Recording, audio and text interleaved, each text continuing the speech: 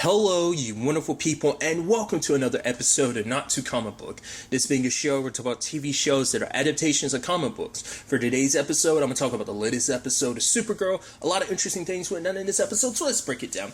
Well, on the, Earth side of things, we had, for one, Lena kind of officially being, getting a tour of the tower, kind of being fully welcome as a member of the team and everything. And now, the team ends up, coming to the decision because McGon says that because of her connection to the Phantoms, because there is, a part of her, because her soul did still get taken by the Phantoms, so there is a part of her that's still part Phantom. So because of that, she's actually connected to them, so she can try and follow it back to them. So that's one front of okay, let's track down the Phantoms, because they're thinking, because if they can free all the lost souls, it can restore all the progenies back into humans again. But at the same time, they've also got plans that they could also use this means of trying to track Kara down as well. So it becomes a situation of actually kind of working on both at the same time.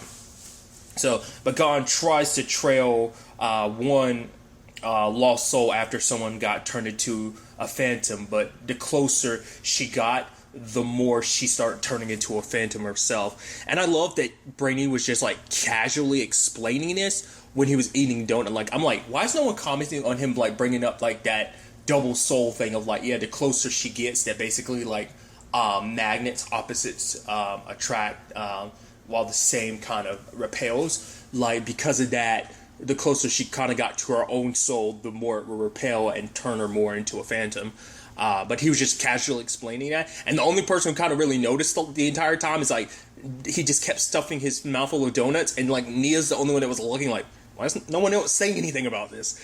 I also love Lena brings out her device and everything. I was oh, looks like something out of Ghostbusters. And immediately, Brainy be it's like Ghostbusters. And then Lena being well, except that's a movie. And then Brainy, it's a perfect movie. She's but this prototype is real. And he's okay. It's I genuinely love that reaction on his face. Just every time he's just turning to, I think it's John standing beside him to say that. It's such a good little back and forth. I love it so much. But the device does work. Obviously, it doesn't work on the main Phantom, because with every life he absorbs, he's getting bigger and bigger and stronger. And to the point, that's how he completely, the previous Phantom, a previous Phantom ended up destroying another planet before they ended up getting put in the Phantom Zone and stuff like that. It was kind of a similar thing. But it's also if they wait too long, the souls will crystallize and make it impossible to ever... it'll continue to spread like a plague, and it'll be impossible to save all those lost souls. And the Phantom, the Prime, Phantom will become too powerful to kind of revert back. So, I mean, that's the thing. Without one of Earth's greatest champions right now, they're kind of, having to handle this on their own. At the same time, Lena and Alex were trying to work on the device necessary to track Kara in the Phantom Zone, and the core of it, they needed Kara's DNA, so they ended up using the crystal that she left behind, which even Lena was I can't use that, because it's it's the only thing, if I use this, there's a chance it will disappear. But for Alex, it's I'm willing to take that chance, because I'll choose the real Kara any day, and it's I trust you to do this. So they work together and were able to make the device. Sadly, Alex has to choose saving others over saving Kara, because they're running out of time, because it's only an hour or so before the crystal hardens and they can't save people. And at first I thought it was kind of mean, in the sense that Alex didn't really give her a choice. She's sorry, I can't take no for an answer. I was you didn't really, I think given enough time she would have said yes. But it's actually interesting, because even Lena says I don't know if I actually would have made the right choice under those circumstances. Because for her, it's she blames herself. I'm still the cause of why this all happened. Yeah, Lex might have put her in the Phantom Zone, but my experiments led to him getting empowered. It's my war with Supergirl that set this all in motion. So, for her, she's working down the path of redemption. But Alex was explaining, like, you know, you've already, like, you and Supergirl have already put your issues aside in the past. I get it. You want her back. I do too. But the fact of the matter is, this is Supergirl needs us to kind of carry her torch while she's away. She looks to the people she loves to kind of keep that hope alive, to keep, you know, fighting for what's right. And this is what Kara would do, because Kara would never want to be brought back if it meant so many people's lives were sacrificed in her stead. Like, she would never allow that. You know, she would never want that. So, luckily, well, I thought it was interesting, like, obviously they made their way to the sewers, and I thought it was so interesting how, as they're making their way through, everyone's kind of getting picked off one by, you know, almost like a horror movie, until it was only Nia and Alex, and it kind of literally came down to the wire. I did like Nia making that, like, that tunnel that kind of blocked Alex, and they're literally coming from all sides. But luckily, Alex was kind of able to pierce through it, the chrysalis, and everyone was turning back to normal. And Prime Phantom gets dropped down to being a punk again, and they're able to capture him. So things kind of worked out on that front. But their means of following Supergirl have kind of fallen now. But an interesting byproduct, though, is, you know, because Nia and Brainy are both kind of in that spot of, like, them kind of both feeling a little helpless right now. And because she keeps having these visions of a younger Alex and Kara at Midvale High, and it's not making sense to her because she kept seeing it, but she wasn't sure what it meant, how she was supposed to interpret that. But also, she didn't know how to interpret that. And just them not being able to do anything for Supergirl, it made them kind of think, like, well, what are we going to do? And, you know, being there for each other. It's like, you know, we have each other, you know. Because, you know, he was eating so many donuts because Nia was like, you know what's going on here, right? Your inhibitor's off, so you're feeling a lot of your feelings. And Lena told you to embrace them, but you're not embracing them. You're just eating them away, which, you know, once again, just shows you just how human Brainy's become. Because it's like, yeah, that's a very human thing to do, is just kind of stuff your face full just so you don't have to feel what you're feeling. And so, them kind of being there for each other, kind of like, we have each other. Now, once again, still unclear where they currently stand. I think they're slowly but surely, I think, making their way back towards each other. But, you know, we'll see in the end. But like I said, I did appreciate, you know, Alex and Lena kind of having their moments. Because even Alex admitting, like, you know, you don't have to leave here, Lena. You do belong here because, you know, she's like, even the entire time I'm running towards that chrysalis, I kind of want to turn around. She's like, it took all my trainings took all my military training to, like, push back against, like, everything, every feeling I had, every instinct to go back and get to my sister. Like, I had to push my personal feelings aside to do what I needed to do. So it took everything for Alex not to want to run and save Kara. So it's not like she's going to, like, you know, criticize Lena for feeling that way. It's like, I felt that way. So it's like, you know, this is exactly where you belong, and you're the only one with a decent taste in scotch. So I thought that was pretty neat. But it's like, yeah, we'll find another way. We always do. So, but it turns out, like, the other means of finding DNA has to deal with Midvale. I wasn't expecting them to say, oh, we're going to have to go back in time. And it's like, how are you going to... I was like, I'm trying to think. I was like, well, Brainy being from the future and everything would know. I was about to say, I was like, well, you're on the same Earth. And I was like, I don't know. I was about to say, not unless you call your speedster buddy to help you in that, but I doubt they'll do that. But I was wondering, I was like, that's an easier way of doing it. But I mean, I don't know if that'd be necessarily easier. It's actually interesting. What season was that? I think it was I don't remember what season that was.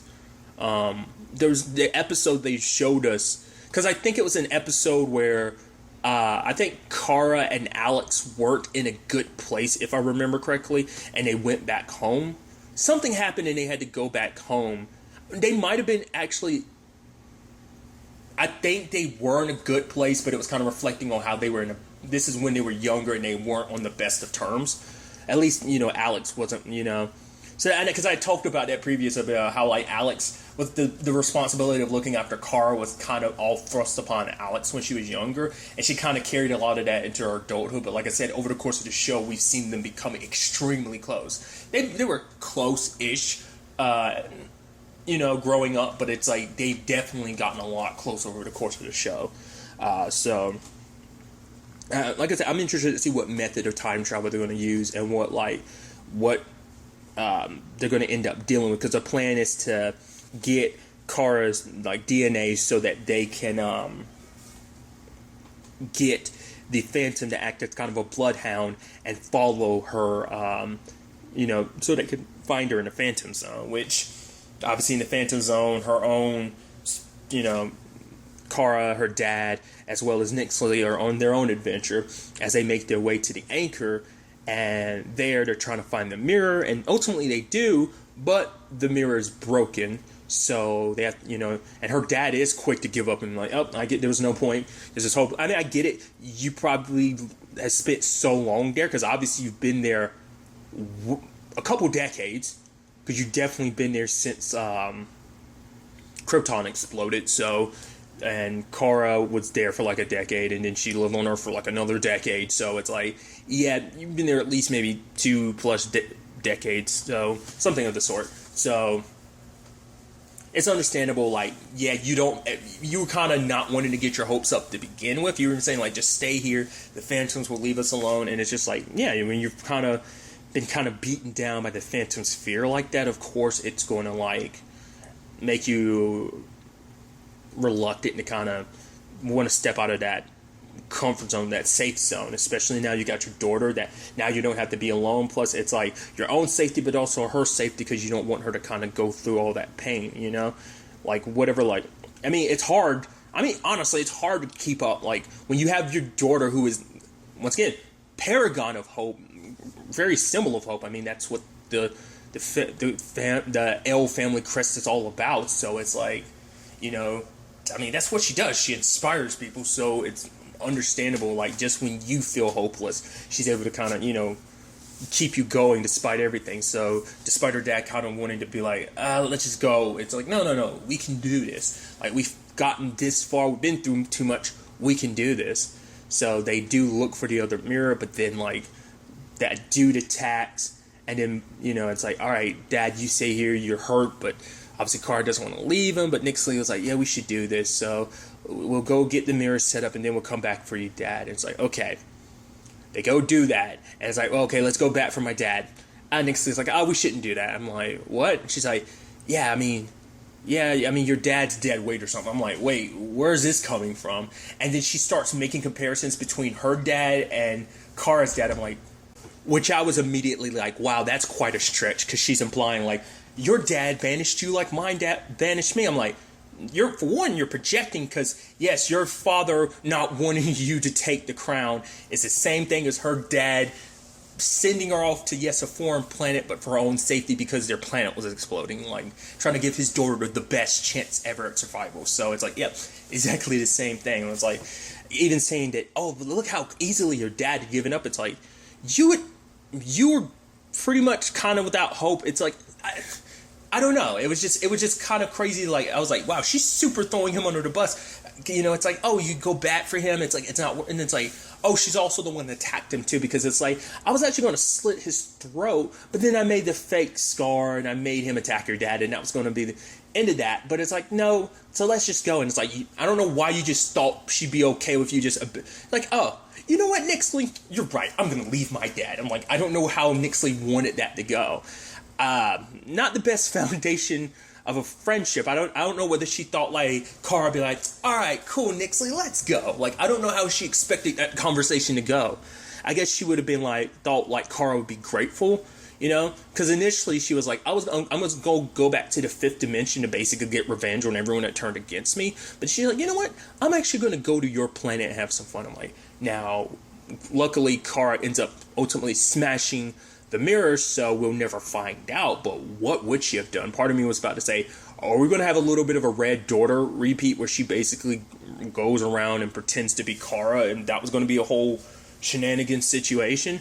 I was wondering if that's what she was going to do. It's like, once again, we saw what some fifth dimensional being on Earth can do. Part of me is now wondering, like, is that where that storyline's going to cross? Is Lex and Nixley going to work together? Where it's just kind of like, is Nixley going to be like, you know what? Kara is just as bad as my dad. She wants to pretend like she's a hero, but rather than, and it's like, I don't know. She's going to twist this, I mean, to be fair, she's not the most well-adjusted person, because now you're almost thinking like, not saying what happened to her was right, what her father did, but I'm saying like, now makes you wonder, like, are you like, has she twisted the narrative to kind of make herself seem like the victim in this situation? Maybe she is. Maybe just being locked up here with the Phantoms. Maybe she was always a little crazy. Being locked up in the Phantom Zone the entire time just escalated that to extreme heights. Or it could be like, because like her mind just might have been warped. I don't know. There's still a lot to, like, we only know what she's told us, so we don't know if that's the truth or not. Hopefully, like, it'd be kind of cool if we met